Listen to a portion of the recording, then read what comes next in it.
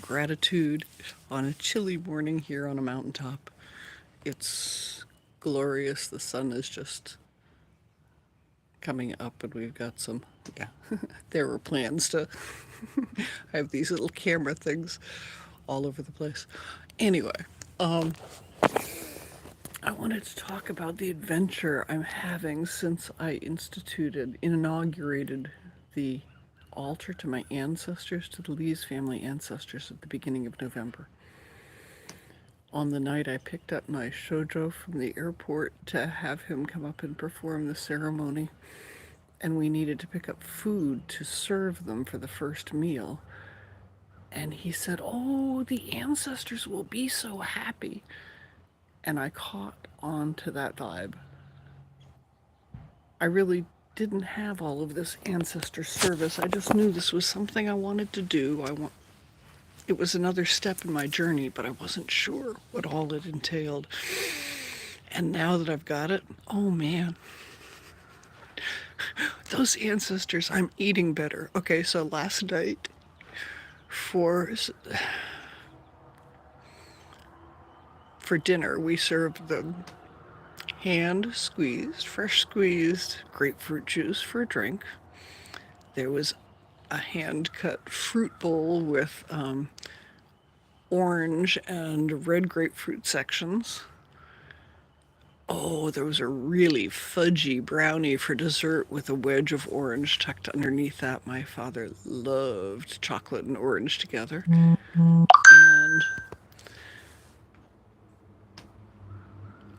we reheated barbecue ribs, and they got the really juicy piece with a good chunk of fat on it. And Matilda and Bob, Mr. Bob, don't forget him. We all walked out to the greenhouse over there, which is over there, since we now have somebody watching way over there. And we picked fresh parsley. So I'm talking about serving my ancestors and the difference it's made in my life. And now I'm discussing the dinner I presented them with, and you've gone. That's okay. Where was I? We've got the fruit cup, we've got the drink, we've got the dessert.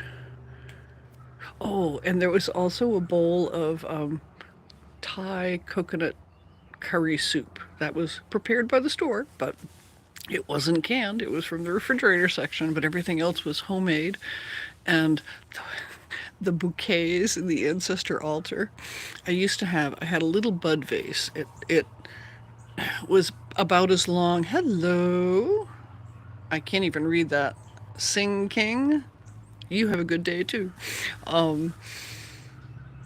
I had a little bud vase. It was a little glass flute set in the back of a little clay bird's wings, but I overloaded it with flowers in my zeal to serve the ancestors, and it rocked for about a week. And one morning, finally, I made it halfway across the room, and I heard the little birdie fly out of the altar, and it broke.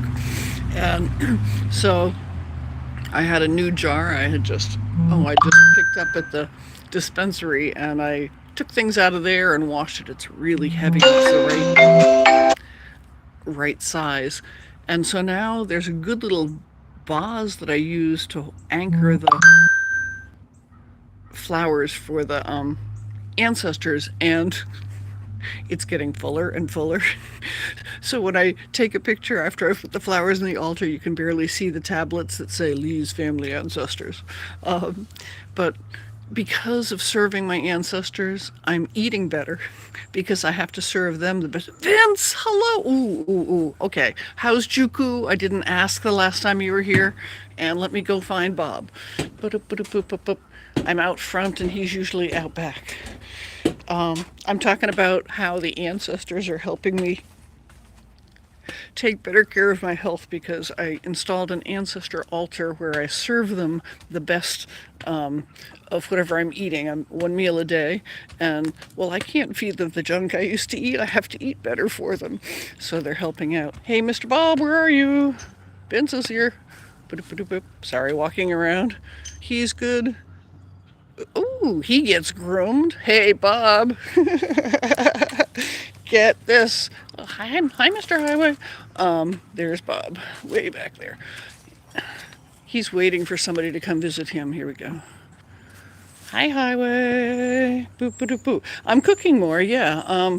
Yeah, I used to let my partner cook more. He does the meats and I do the vegetables. Well, he doesn't eat the vegetables. There's Highway and Bob. Mr. Bob. Hello, Mr. Bob. Yeah, so let me tell you. Hey, Vince just gave you a shout, Mr. Bob. So yesterday I came out in the evening to pick up their food, and Mr. Bob came out. And they like to wrap around my ankles so that I can bend and stretch and practice my human cat yoga. But Mr. Bob stepped just out of reach and he stood halfway down, about where he is now. And he sat there and he looked at me. And I looked at him. I'm like, Bob, I can't reach you over there. And I petted Highway. And he just sat there and looked at me. So I walked over, and then he walked over to this leaf filled chair that he likes because he wanted let me sit on your lap and cuddle time. He won't let me pick him up, but if I sit on the chair, he can sit on my lap. And yeah, while I was away last weekend, oh, I went on a light tour for my birthday last weekend. I was gone for 3 days, and he was out catting about. Came back and he's got an ear ripped up, and yeah, he's been fighting. And yeah, so does Juku go outside? I was talking about, ah, hey, Starye Golod.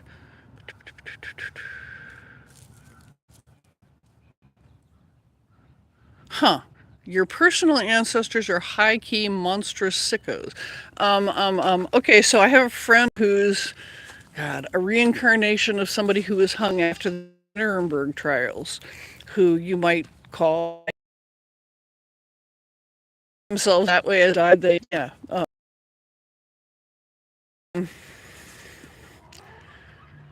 But we've all been there. I mean, no matter how is. Good morning, Mr. Rooster. Want to crow for us? He's not going to crow now.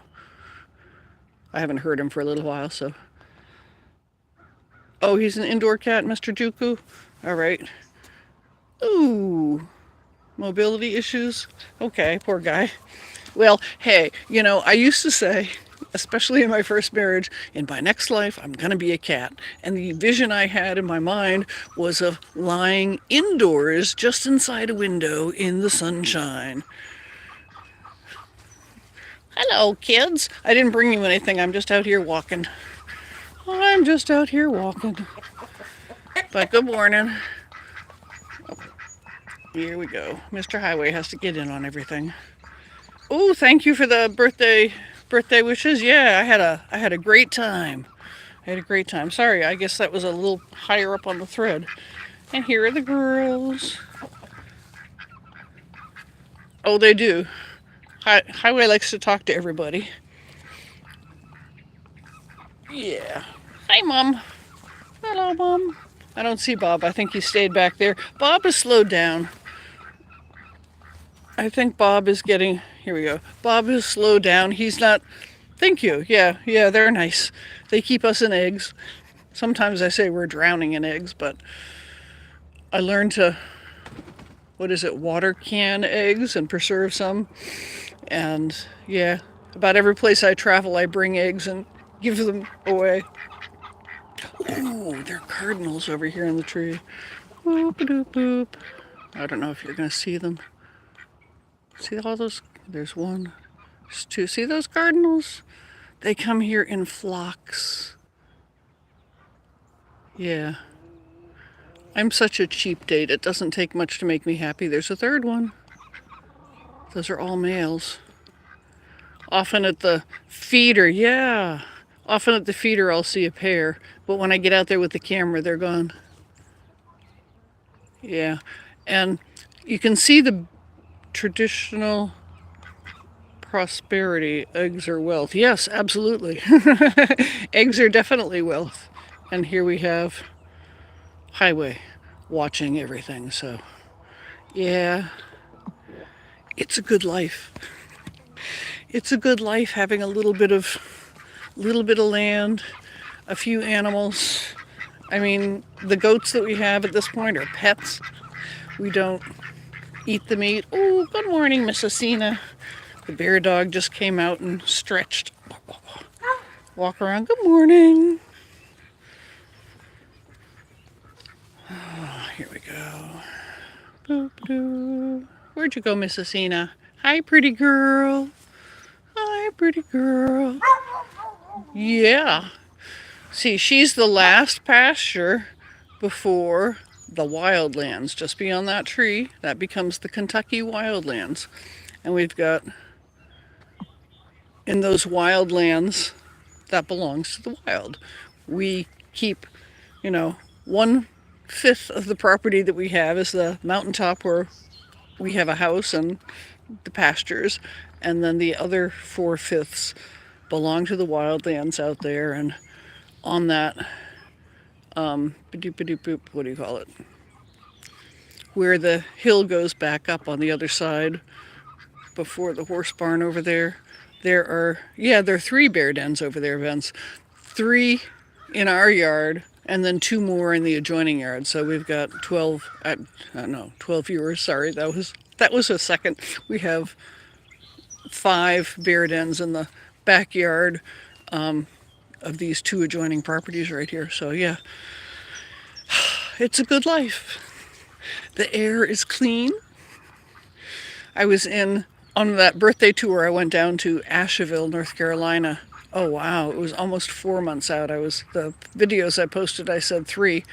Oh, there's Bob. He did come down a little bit. He's not coming far, but he's watching. He's like, okay, I'm going to keep track of where they are. And then we got Highway and the apple tree. I haven't seen him climb. But anyway, the air in Asheville is not clean. All that stuff is, it's like in Pasadena. It's so many places the air isn't clean, and I'm just so lucky to live here where I can keep my feet on the ground and breathe fresh air and listen to the birds. Can you hear them? I'll be quiet.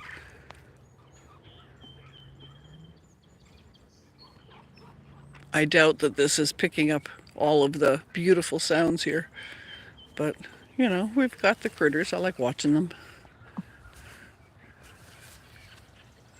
Yeah. It is. I hear woodpeckers back there too. We've got a lot of woodpeckers in all different sizes. So, and both of these girls are pregnant. So one of these days you're going to see more. Yeah, that little one got pregnant sooner than I wanted her to, but at the same time, they've been pregnant so long. Yeah, it's not that bad. I have to figure out the dates, but she's still under a year old. Yay! Yeah, it's exciting when you get your first piece of property. Yeah, I have moved all over that property map. Had, grew up on 1/3 of an acre, first bought 3 acres, got divorced and got down to it was like 1/100th of an acre.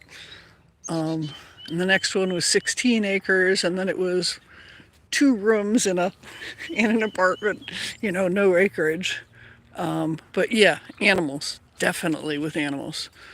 And yeah, when I had those 2 rooms, there were no animals, but the landlady, she had a dog and would be there part time. So I took it, there was an animal that way.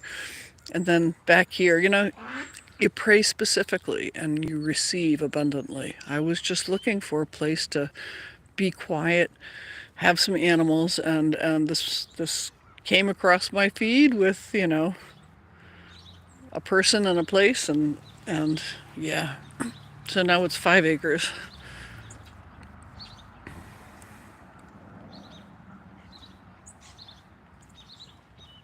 Yes, I agree, Starry. Keeping undeveloped land is meaningful, and that's the beauty of living here. Okay, so I live in the Daniel Boone National Forest. There are thousands of acres around me where man has never set foot. It's extraordinarily spiritual land, and yeah, it's beautiful.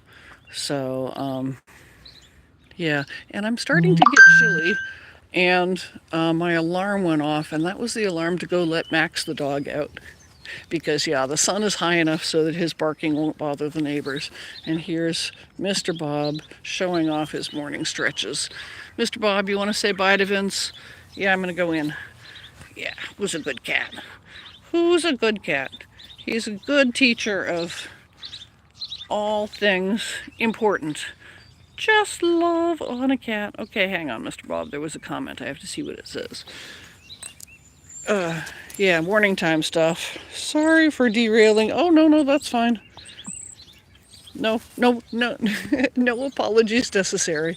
I'm easily derailed, and I'll come back and celebrate them again, because every day with them is an adventure.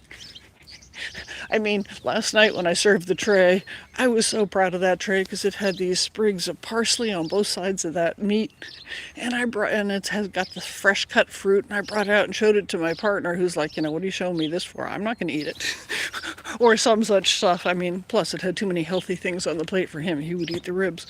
I'll be back to celebrate them. So, oh hey, check out. Here's a sculpture I made.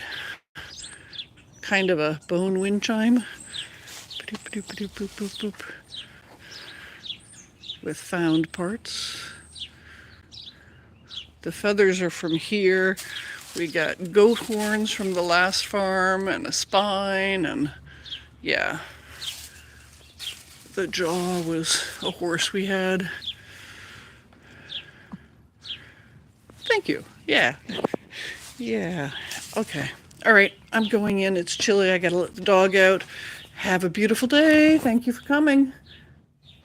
Yeah, it's a bit macabre, but I wanted to celebrate. I had a bunch before. Okay, so before I left the 16-acre farm, I had a bunch of skulls, and I didn't have a place to move them, and so I gave them. I think I have one left over there.